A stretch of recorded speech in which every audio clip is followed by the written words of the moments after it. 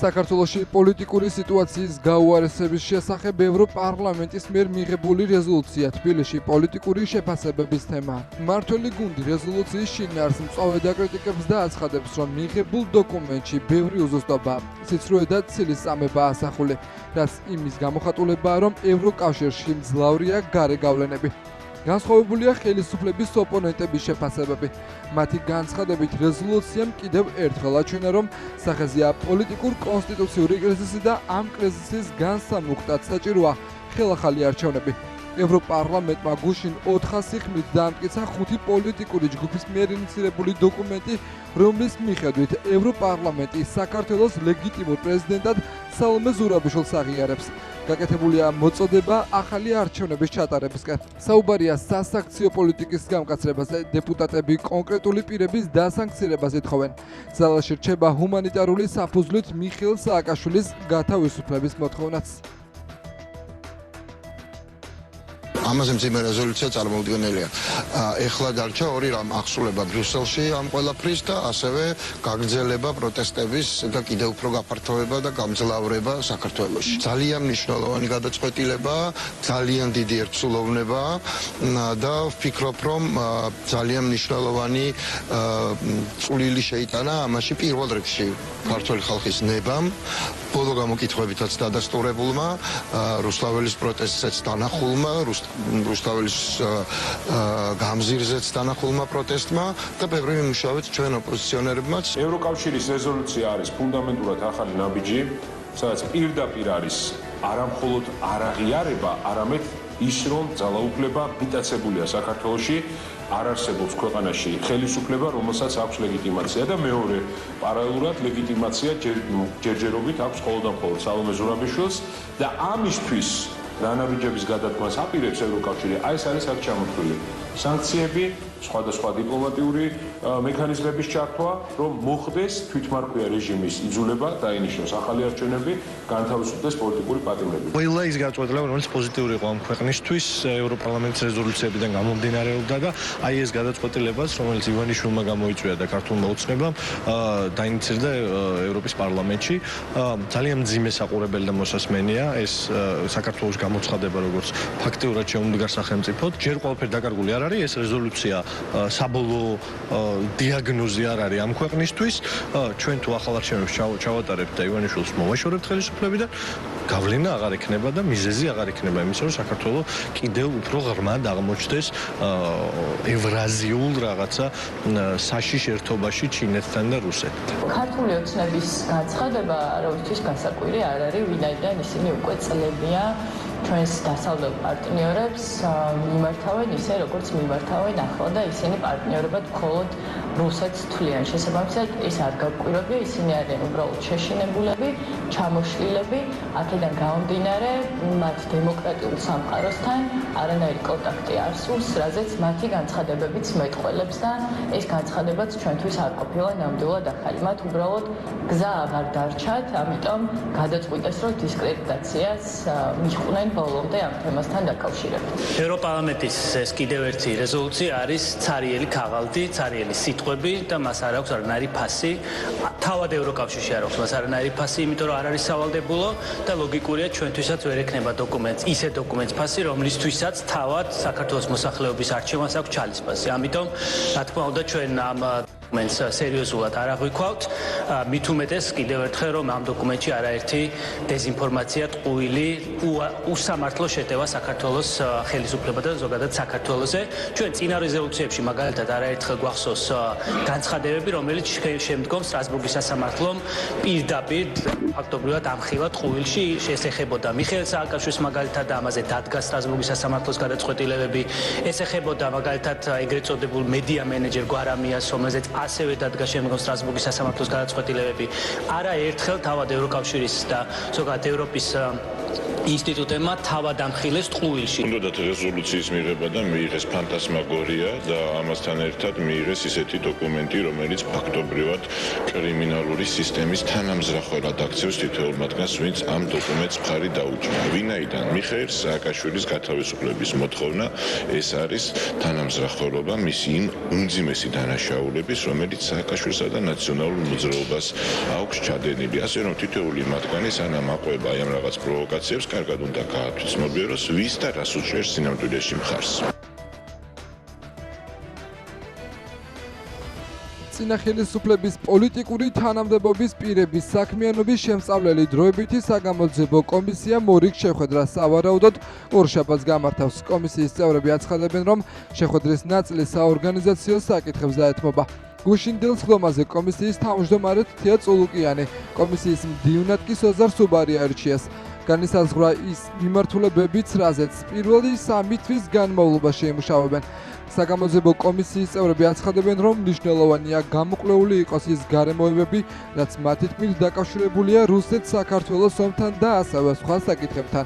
წინა ხელისუფლების დროს ჩადენილ ქმედებებთან დაკავშირებით შექმნილი საგამოძიებო კომისიის მუშაობას კრიტიკულად აფასებს ოპოზიცია.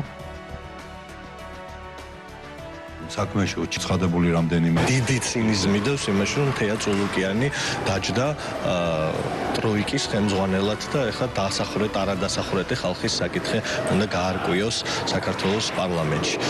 სამარცხვინო პოლიტიკური მასკარადი არის ეს ყველაფერი, მაგრამ მიუხედავად ამ მასკარადისა მე იმედი მაქვს რომ ერთ-ერთი პირველი საკითხი რომელზეც იმსჯელებს არის გივი მიქანაძის ადეიშვილის მოადგილის როლი ციხის ბუნტის ჩახშობაში ძალადობრივად და სისხლით და დარწმუნებულია რომ გივი მიქანაძე ამ საკითხზე გასამართლებული იქნება ამ კომისიის მიერ. მათ პირველ რიგში მოუწევთ საკუთარი თავის გამოძიება, ვინაიდან ყველა ის ადამიანი, რომელიც ჩადიოდა დანაშაულებს წინა ხელისუფლების დროს, ეხლა მათი სახელით ჩადის დანაშაულებს.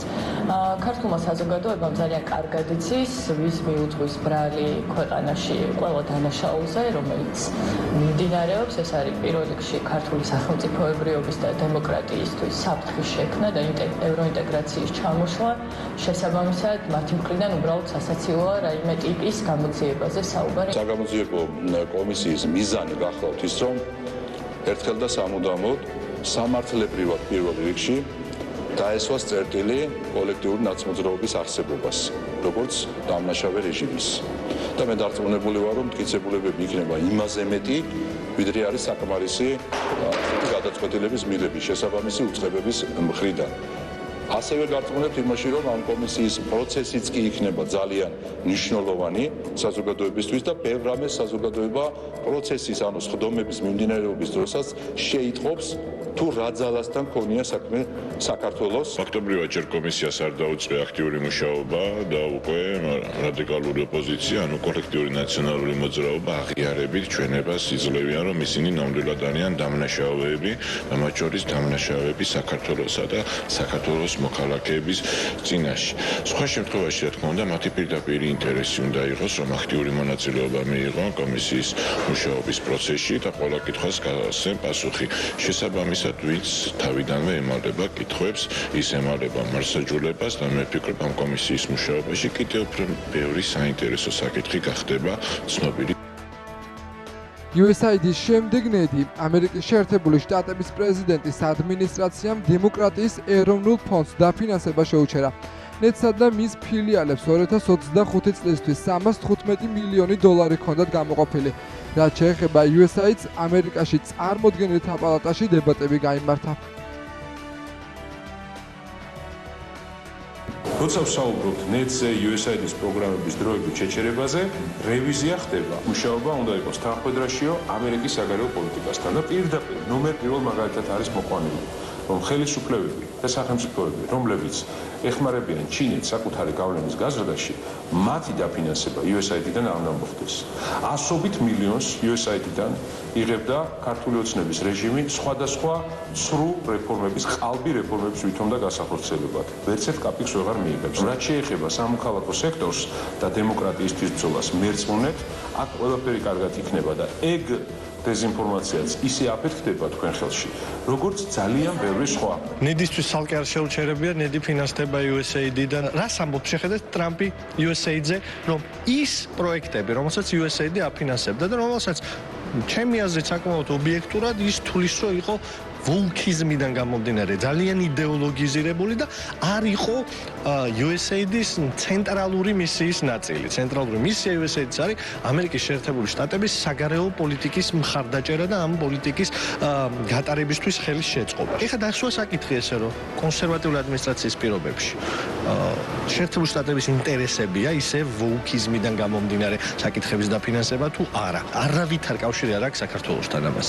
ეს არის დიდი შიდა პოლიტიკური დავა შეერთებულ შტატებში დემოკრატებსა და რესპუბლიკელებს შორის. სანამ ჩვენ აპელირდებით ნედის ან USAID-ის არამიზნობრივ ხარჯვაზე, რომელსაც შესაბამის სამსახურები ისედაც იძიებენ, ჩვენი მხრიდან ყურადღება მახვილდება საქართველოში დახარჯულ და გაფლანგულ ბიუჯეტზე. როდესაც ჩვენ პირად ხალხის ბიუჯეტზე ამოიწურება კითხვები, ჩვენ შეგვიძლია გადავიდეთ ამერიკის ბიუჯეტის ხარჯვის კითხვებზე, შესაბამის სამსახურები, როდესაც დადებენ შესაბამის დასკვნებს, შემდეგ გამოეხმაურებით ამ საკითხს. მანამდე ჩვენთვის პრიორიტეტი არის საქართველოში კორუფციის შედეგად გაფლანგული უამრავი მილიონი ლარი. პრეზიდენტ ტრამპის ეს გადაწყვეტილება არის ლოგიკური პრინციპში, იმიტომ რომ USAID-თან ერთად საგარეო ჩარევების ერთ-ერთი მედროშე, მებაირაღე იყო ასევე ნედი, ამერიკული ფონდი ნედი, მათ შორის საქართველოში. უფრო მეტიც USAID-ისგან განსხვავებით, რომელსაც გამჭვირვალობის რაღაც ხარისხი მაინც ჰქონდა, ნედი იყო სრულიად გაუმჭვირვალე და პირდაპირ ფაქტობრივად მისი აქტივები იყო ფარული სპეცოპერაციული ჩარევები საქართველოში უპირველეს ყოვლისა, მაგრამ სხვა ქვეყნებში. ჩვენ საქართველოსთან დაკავშირებით პარლამენტის თავმჯდომარესაც მათ ხელმძღვანელობასთან არაერთხელ ჰქონდა შეხვედრა, არაერთხელ მე პირადადაც არაერთხელ მოგვითხოვია ამ ადამიანებისგან გამჭვირვალობის მინიმალური სტანდარტის უზრუნველყოფა, დაფინანსების შეჩერება, ეს პირდაპირ გადაითარგმნება იმაში, რომ საქართველოში აღარ იქნება ფული, ყოველ შემთხვევაში ნაკლები ფული დაიხარჯება ძალადობრივი და უკანონო საქმიანობისთვის. ბათუმის საქალაქო სასამართლომ ზიამაღლობელის დაცვის მხარის შუამდგომლობის განხილვა დაიწყო. ადვოკატები ითხოვენ ნაახკვეთი ღონისძიების გაუქმებას და წინასწარი პატიმრობიდან ზიამაღლობელის გათავისუფლებას. ჟურნალისტის უფლებების დამცველების თქმით, ამაღლობელის პატიმრობა უკანონოა და სასამართლოს აქვს ყველანაირი საფუძველი, რომ მათი შუამდგომლობა განიხილოს და დააკმაყოფილოს. ადვოკატებმა აღნიშნული შუამდგომლობით ბათუმის საქალაქო სასამართლოს გუშინ მიმართეს სასამართლოს გადაწყვეტილების მისაღებად 24 საათი აქვს. ჩვენი მხრიდან არის წარდგენილი შუამდგომლობა, რითაც ვითხოვთ წინასწარი პატიმრობა, რომელიც შეფარდებული აღკვეთი ღონისძიების სახით ავადმყოფისთვის აღნიშნული აღკვეთი ღონისძიების გაუქმებას. შეიძლება თუნდაც იყოს თავიდანვე სრულიად უკანონო იყო ეს შეფარდებული აღკვეთი ღონისძიება, გარდა ამისა გამოვლენილი ახალი არსებითი გარემოებები, რის გამოც ჩვენ ვითხოვთ რომ გაუქმდეს ეს წინასწარი პატიმრობა. ეს არის ის რომ მტკიცებულებათა განადგურების რისკი რეალურად არც მაშინ არსებობდა, თუმცა თუ კი რაიმე რისკი ხედავდა მოსამართლე დღევანდელი მონაცემებით უკვე შეცვლილია ყველანაირად აღნიშნული და ასევე ჯანმრთელობის მდგომარეობა, რომელიც დადასტურებულია სხვადასხვა სახის სამედიცინო დოკუმენტაციით, რომელიც შეცვლილია და ყველანაირად გამორიცხავს აღკვეთი ღონისძიების გამოყენების რისკებს. აქედან გამომდინარე, შინაარსობრივად ეს ძალიან დიდი შუამდგომლობაა და შინაარსობრივად სასამართლო ამას გაეცნობა, დავალების სასამართლოს გადაწყვეტილებაზე უფრო მეტ შინაარსობრივ დეტალზე მერე შეგვეძლება წერლები და გამომცემლები მზიამაღლობელ სოლიდარობას უცხადებენ. ისინი ჟურნალისტის დაუყოვნებლივ გათავისუფლებას ითხოვენ. ამ საკითხზე პრესკონფერენცია დღეს მწერლებმა, გამომცემლებმა, მთარგმნელებმა და ლიტერატურის სფეროს წარმომადგენლებმა გამართეს. მათ სოლიდარობა გამოუცხადეს ასევე აზერბაიჯანელ ჟურნალისტ აფგან სადიგოს. ლიტერატურის სფეროს წარმომადგენლების განცხადებით ვერდებიან ქვეყანაში მიმდინარე საყოველთაო პროტესტს, მათ შორის ხვალ დაგეგმილ საპროტესტო მსვლელობას. ჩვენ გვინდა შევუერთდეთ ჩვენი ასობით და ათასობით თანამოქალაქის პროტესტს, რომელიც უკვე მერამდენე თვეა, მერამდენე დღეა მიდის ჩვენს ქვეყანაში. ბევრი პროტესტი და მარში იგეგმება და ცხადია ლიტერატურის სფერო აუცილებლად შეუერთდება ამას. მწერლები, გამომცემლები, მთარგმნელები, ავტორები ყოველთვის იყვნენ ამ პროტესტში და პროცესებში ჩართული და არც ახლა არის გამონაკლისი. შეუძლებელია, რომ ეხა პენცენტრი იყოს ჩუმად, როცა ჩვენი კოლეგები არიან სატუსაღოში, ჩვენ კონკრეტულად ახლა ორ ადამიანს დავასახელებ, მაგრამ ძალიან ბევრნიანი არიან ესენი. პირველ რიგში, რა თქმა უნდა, მზია მაღლობელისადმი სოლიდარობის ნიშნად ვართ შეკრებილები აქ და ავგან სადიგოვი, რომელიც ასევე ჩვენი აზერბაიჯანელი კოლეგა არის უმძიმეს მდგომარეობაში და ჩვენი სახელმწიფო არაფერს აკეთებს იმისთვის, რომ რაღაცეთ უზრუნველყოს მისი უსაფრთხოება და მისი თავისუფლება და ამ ორი ადამიანის სახელით გვინდა, რომ ყველა იმ ადამიანს გამოვცხადოთ სოლიდარობა, რომლებიც პროფესიულად არიან შევიწროებულები და თავიანთი პროფესიული საქმიანობის გამო არიან თავისუფლებას შეზღუდულები. თბილისის საქალაქო სასამართლოში პოლიციელზე თავდასხმაში ბრალდებული გიორგი მინდაძის საქმის არსებითი განხილვა გრძელდება. დღევანდელ სხდომაზე ბრალდების ერთი მოწმე დაიკითხა. მოწმე შინაგან საქმეთა სამინისტროს წარმომადგენელი იყო, რომელმაც განაცხადა, რომ ბრალდებულის მიერ ჩადენილი დანაშაული მედიის საშუალებით ნახა. მისივე თქმით, ვიდეო ჩანაწერში ჩანს თუ როგორ ესვრის დაკავებული პიროტექნიკას სამართალ დამცველს. აღნიშნულ ჩვენებას არ ეთანხმება დაცვის მხარე, ასევე დღევანდელ სხდომაზე მხარეებმა ბრალდების მხარის ვიდეო მტკიცებულები გამოიკლიეს. შეგახსენებთ, რომ სამედიცინო უნივერსიტეტის სტუდენტს გიორგი მინდაძის ბრალი სისხლის სამართლის კოდექსის 353 პრიმა მუხლის პირველი ნაწილი წარუდგინეს, რაც პოლიციელზე თავდასხმას გულისხმობს. კერძოდ მას ედავებიან, რომ 29 ნოემბერს საპროტესტო აქციაზე პოლიციელს პიროტექნიკა ესროლა, რის შედეგადაც მან ფეხზე დაზიანება მიიღო.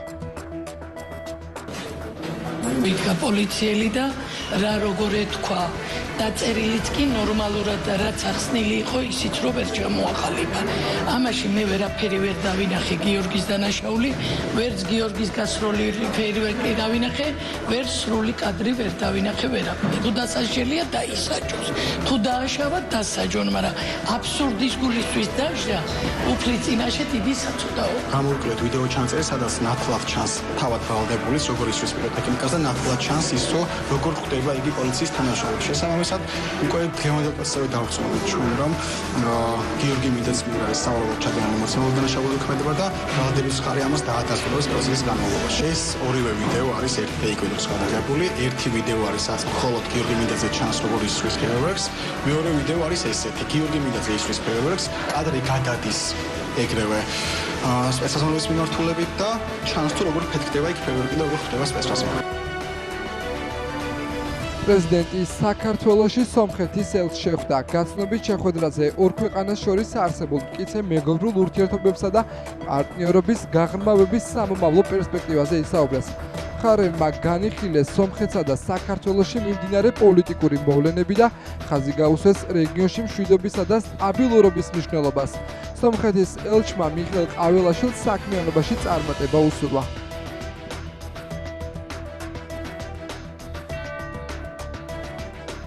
ფინანსთა მინისტრის მოადგილე სოციალურ ქსელში პოსტს აქვეყნებს. მიხეილ დონდუა ოფშორების კანონთან დაკავშირებით შექმნილ აჟიოტაჟზე წერს და ოპოზიციის კრიტიკას ეხმიანება. ბოლო რამდენიმე დღეა საქართველოში მოქმედმა უცხო ქვეყნის ჯაშუს ორმაგსელმა, რომელსაც ჩვენ რადიკალურ ოპოზიციას ვუწოდებთ, ტყუილებზე აგებული აჟიოტაჟი მოაწყო ეგრეთ წოდებული ოფშორების კანონის ირგვლივ. გარე დავალების შესაბამისად თითქმის ყველა ადგილობრივმა მარიონეტმა 1000 გვარის სიცრუე გაავრცელა. თითქოს ბიძინა ევანიშვილმა აღნიშნული კანონის სარგებლობით საქართველოს ბიუჯეტს თანხა დააკლო. თითქოს ამ კანონის მოქმედებით ხდება სანქციებისგან თავის არიდება. საუბარი იყო ოფშორული ზონებიდან კაპიტალის გადამალვის შესახებ და ასე შემდეგ. 1000 გვარი სიცრუის კორიენტელში შესაძლოა საკითხში ნაკლებად შეხედულ ადამიანს სიმართლის გარკვევა გაუჭირდეს, ამიტომ მარტივი ანალიზით გასაგები გახდება, რას ემსახურება ოფშორების კანონი. რეალურად რა სარგებელს მიიღებს ქვეყანა ამ კანონის მოქმედების შედეგად, რას წარმოადგენს ოფშორული ზონა და ბოლოს, აქვს თუ არა ბიძინა ევანიშვილს ან საქართველოს ნებისმიერ სხვა მოქალაქეს უფლება ისარგებლოს საკუთარი სახელმწიფოს დაცვის გარანტიით და ქვეყანაში მოქმედი კანონმდებლობით. პირველ რიგში ოფშორების კანონი გავარჩიოთ. კანონი, რომელიც მიიღო საქართველოს პარლამენტმა მარტივ რამეს ამბობს. თუ საქართველოს ნებისმიერი მოქალაქე გადაწყვეტს, რომ მის მიერ ოფშორებში არსებული კაპიტალი შემოიტანოს საკუთარ ქვეყანაში, მას მიეცემა გარკვეული ერთჯერადი შეღავათები. ამ ამბავში მთავარი არის ის გარემოება, რომ ბიზნესმენებს სახელმწიფო მისცა სტიმული, წაახალისა ისინი, რომ თავიანთი კაპიტალი შემოიტანონ საქართველოში.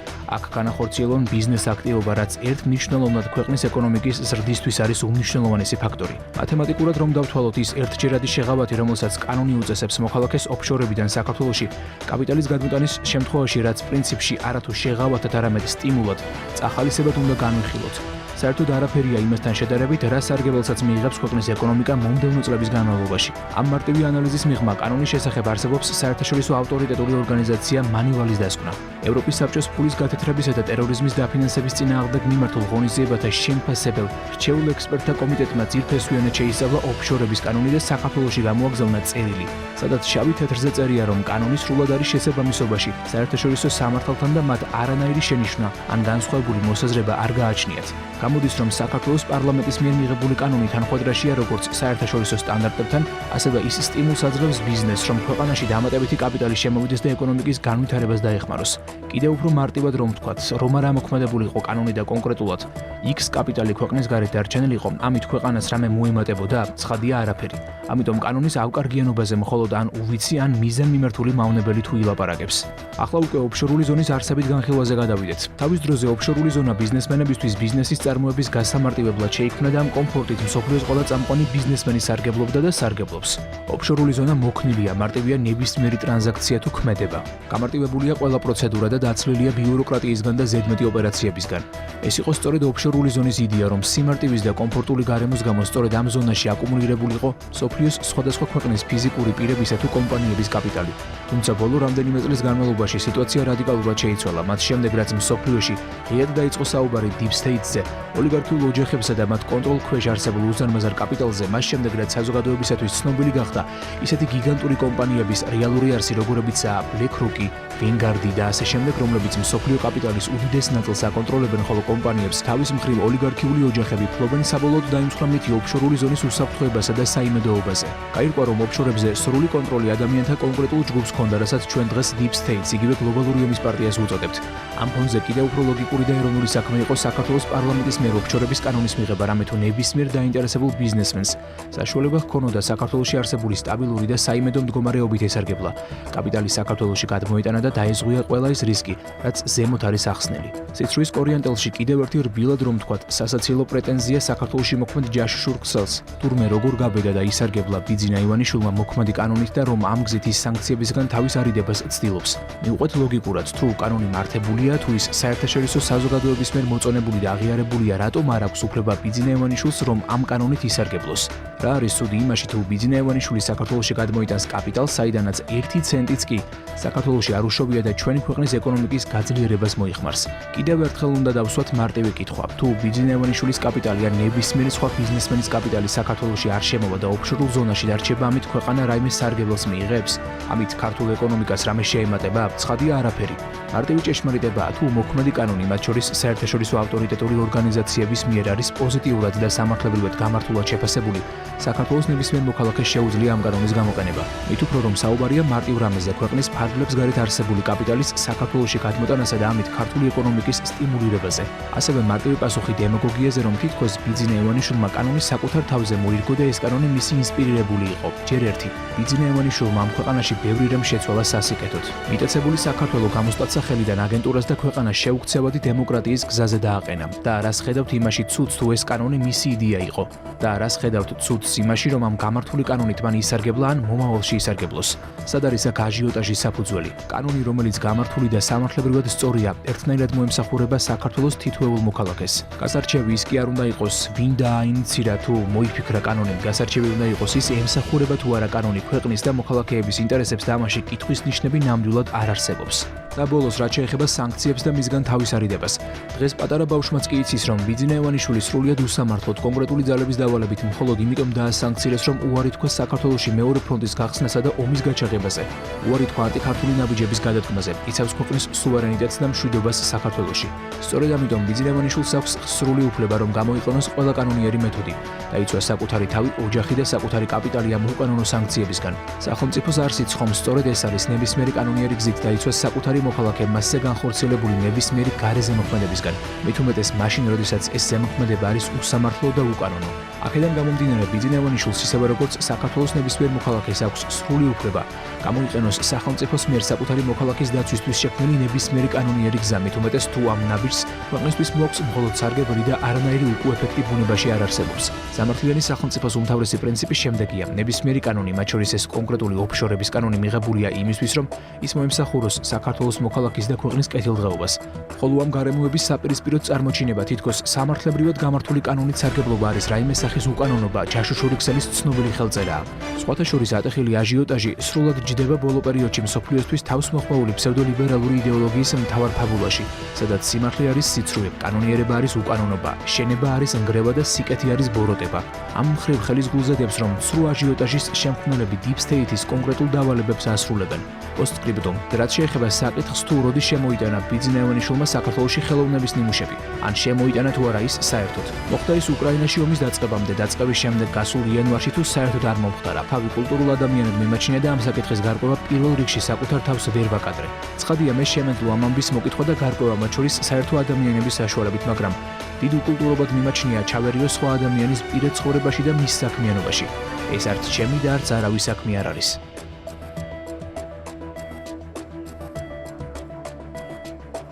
შინაგან საქმეთა სამინისტროს გურიის პოლიციის დეპარტამენტისა და ოზურგეთის რაიონული პროკურატურის თანამშრომლებმა ერთობლივად ჩატარებული ოპერატიული ღონისძიებებისა და საგამოძიებო მოქმედებების შედეგად მოსამართლის განჩინების საფუძველზე თბილისში, ოზურგეთსა და დაბა ურეკში ქურდულ სამყაროსთან კავშირში მყოფი 5 პირი დააკავეს.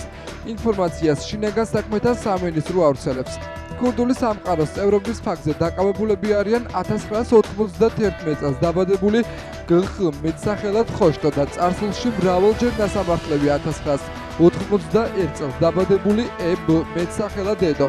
ქურდული სამყაროს საქმიანობის მხარდაჭერის ფაქტებზე დაკავებულია წარსულში დასამართლები 2000 წელს დაბადებული ლრ ქურდული სამყაროს წევრობის მიმართვის ფაქტზე დაკავებულები არიან 1977 წელს დაბადებული კბ და წარსულში მრავალჯერ დასამართლები 1983 წელს დაბადებული ბჩ. რაც შეეხება 1984 წელს დაბადებულ წარსულში დასამართლებ მრავალჯერ დასამართლებ მხ-ს მას ქურდული სამყაროს წევრებისთვის ბრალით პენდენციურ დაწესებულებაში წარადგინა. დანაშაულები 10 წლამდე ვადი თავისუფლების აღკვეთას ითვალისწინებს. ინტენსიურ რეჟიმში ჩატარებული გამოძიებით მათ შორის მოსამართლის განჩინების საფუძველზე რამოდენიმე თვის განმავლობაში განხორციელებული ფარული საგამოძიებო მოქმედებების შედეგად დადგინდა, რომ დაკავებულები მონაწილეობდნენ ქურდული სამყაროს საქმიანობაში, უკავშირდებოდნენ ეგრეთ წოდებულ კანონიერ ქურდებს და ასრულებდნენ მათ დავალებებს. კერძოდ, ქურდული გარჩევებით, დაშინებით, მუქარით, საკუთარი კრიმინალური გავლენების გამოყენებითა და უკანონო ქმედებებით ძალაუფლებისა და ავტორიტეტის მოპოვების, ასევე პირადი და სპეციფიკური სარგებლის მიღების მიზნით გურიის რეგიონში, ოზურგეთის მუნიციპალიტეტის დაბაურეკში და სოფელ წყალწმინდაში ახორციელებდნენ ქურდული სამყაროს საქმიანობას. პოლიციამ ბრალდების პირადი და საცხოვრებელი სახლების შრეკის შედეგად დიფტკიცება დამოიღო მობილური ტელეფონები და ნარკოტიკული საშუალება. გამოძიება მიმდინარეობს სისხლის სამართლის საქმეზე საქართველოს სისხლის სამართლის კოდექსის 223 პრიმა მუხლის პირველი ნაწილით, 223 ტერცია მუხლის მეორე ნაწილით და 223 კვარტა მუხლის პირველი ნაწილით.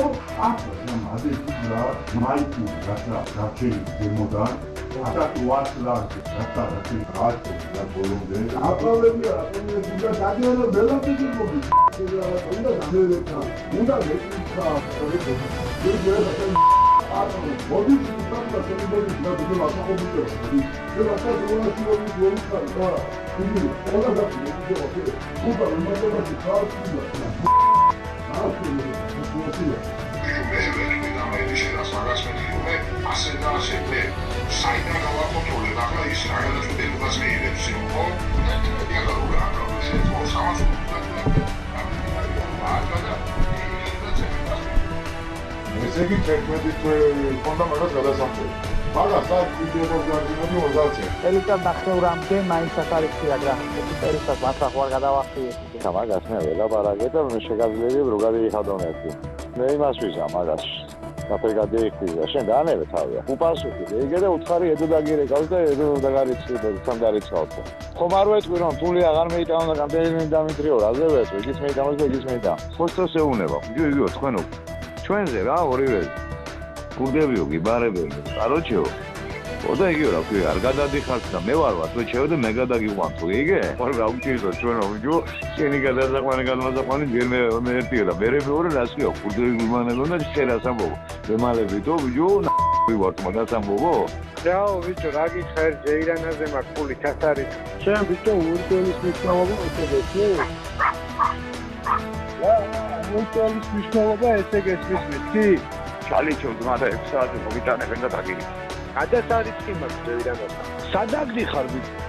შენ მოგშენ კეთილებს, ეგ შენ არ გითხარი ბიჭო, ხე? 300 ყოლა დაურიცხე მეთქი ჯერო ატომი აკელი 350, მაგრამ ერე რა იყო ბიჭო კიდევ 100 რომ მიგიკლია. ბავშვო დილით მომიტანე ის ფული რომ მოგ. გაიგე? ე, ყველაფერი. ე, ბიჭო შეშალაგავ